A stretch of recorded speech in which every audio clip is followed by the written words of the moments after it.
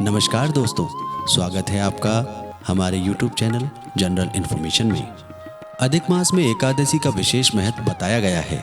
अधिक मास में पड़ने वाली एकादशी को पद्मिनी एकादशी के नाम से जाना जाता है।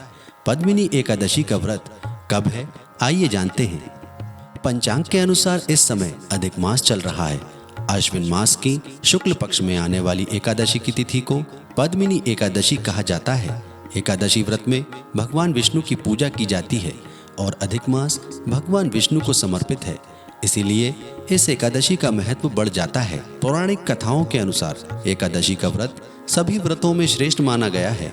महाभारत की कथा में भी एकादशी व्रत का वर्णन आता है।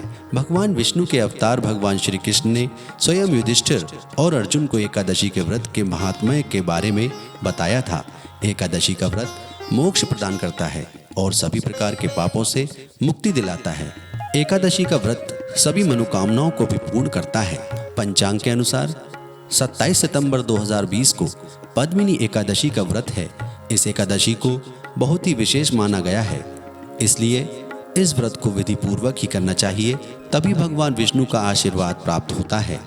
एकादशी की तिथि का आरंभ होते ही इस व्रत का आरंभ हो जाता है। एकादशी की तिथि के दिन सुबह स्नान आदि से निर्मित होकर भगवान विष्णु की विधि पूर्वक पूजा आरंभ करनी चाहिए। इस व्रत को निर्जल व्रत भी कहा जाता है। निर्जल व्रत रखकर इस दिन विष्णु पुराण पाठ करना चाहिए। रात्रि में जागरण करें। इस व्रत में सभी पहरों में पूजा का विधान बताया गया है, इसलिए इस व्रत को सबसे कठिन व्रतों में से एक माना गया है। पद्मिनी एकादशी व्रत का पारण द्वादशी की तिथि में करें। इस व्रत का पारण भी विधि पूर्वक करना चाहिए, तभी इस व्रत का पूर्ण लाभ प्राप्त होता है। व्रत समाप्त करने के बाद भोजन ग्रहण करना चाहिए। पद्मिनी एकादशी व्रत कथा। पौराणिक कथा के अनुसार त्रेता युग में एक राजा थे जिनका नाम कीर्तिवीर्य था। उनकी कई रानियां थीं, लेकिन किसी को कोई पुत्र नहीं था, जिस कारण राजा और उनकी समस्त रानियां दुखी और परेशान रहती थीं। राजा को किसी ने सलाह दी कि वे अपनी रानियों के साथ संतान प्राप्ति के लिए कठोर तपस्या करें। राजा ने इस सलाह को मानते हुए कई वर्षों तक कठोर तपस्या की। कठोर तपस्या के कारण राजा का शरीर कमजोर हो गया। राजा कंकाल की तरह दिखाई देने लगा। कठोर तपस्या के बाद भी राजा को फल प्राप्त नहीं हुआ। तब एक रानी ने देवी अनुसुईया से इसका उपाय पूछा।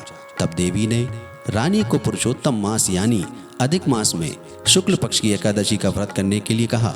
व्रत की समाप्ति पर भगवान प्रकट हुए और वरदान दिया।